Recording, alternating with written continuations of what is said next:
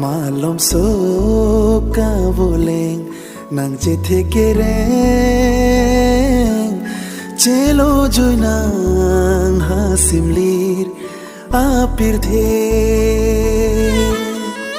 clear nela nang karjong eng thai dang nelo hello ving loti che charje Punang piabon che pondet no na pot nang riro nang tarme sekik long chor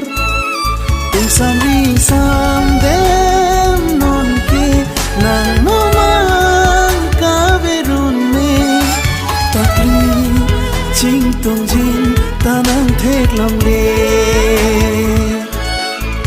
Malom so ka voleng nang che thekereng chelo joy simli apir the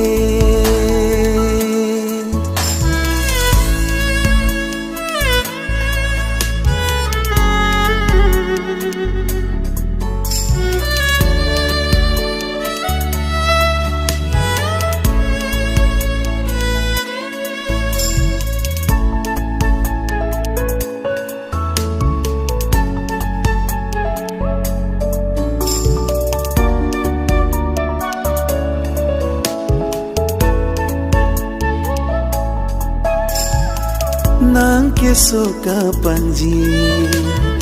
selang hema kengri nang ke pon dom krup ka ningri ho ka selok nang sarti kar likhang un esi ri dengte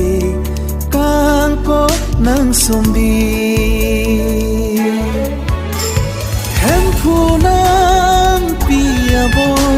che pondet no na pot nang riro nang tarme sekik long chor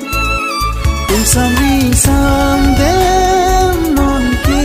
nang no mang ka verun me takli ching tung jin ta arju long le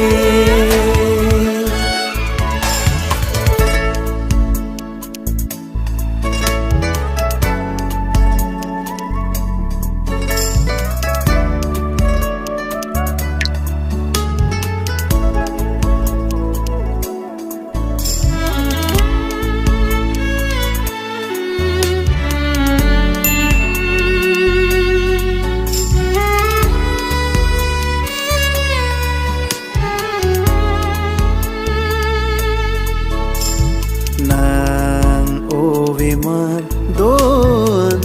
John pan the kangja do bo ma sonte nang kenka bahan thun cheman me pun ke sekta ching hon dor de se ki moda